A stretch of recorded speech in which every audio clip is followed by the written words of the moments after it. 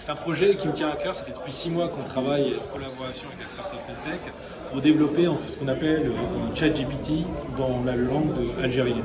Ça a demandé effectivement de récupérer un corpus de langue d'Algérie qui n'est pas facile. Aujourd'hui, il y a une grosse représentation de la langue qui est la langue anglaise, mais notre langue en Algérie est assez mal représentée.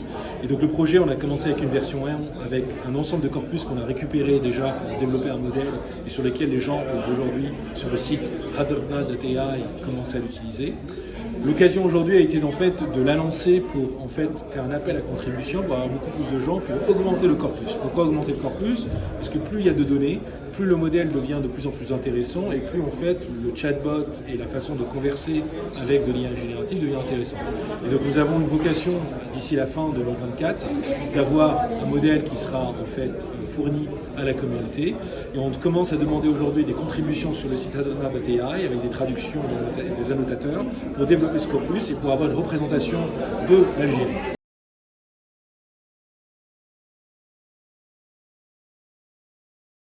Ça a été grâce aux travaux qu'on a fait avec la startup FinTech de développer également les compétences en Algérie autour de ce domaine-là. Et aujourd'hui, nous avons des équipes qui commencent à travailler autour des LLM, nous sommes très heureux de ça. Et on veut effectivement qu'ils puissent utiliser notre projet actuellement pour développer des cas d'usage avec de nouvelles startups qui vont utiliser Hadrna autour de différents cas d'usage spécifiques à l'Algérie, qui sont des chatbots conversationnels, des répondeurs vocaux et autour de ça. Et troisième, bien sûr, dernier axe, c'est que dans ce projet, c'est que le début. Aujourd'hui, c'est une interface conversationnelle écrite. On veut passer également à la capacité de pouvoir interagir avec la voix. Et comme ça, les gens peuvent parler comme si c'était un Algérien qui vous parlait.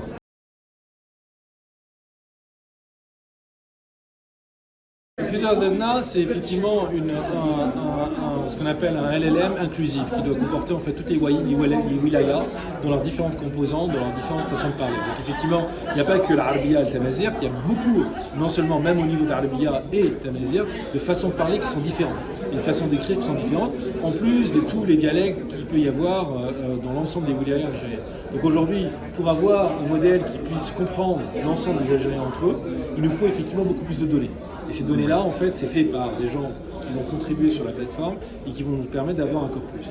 Ensuite, la technologie qu'on utilise, c'est une technologie qui est très connue, c'est une technologie à base de ce qu'on appelle les transformers, je ne vais pas rentrer dans les termes techniques, mais cette technologie qui effectivement permet de développer des techniques d'apprentissage et qui permettent effectivement de prédire et de générer du contenu par rapport à du contenu appris. Et c'est ce qu'on utilise aujourd'hui.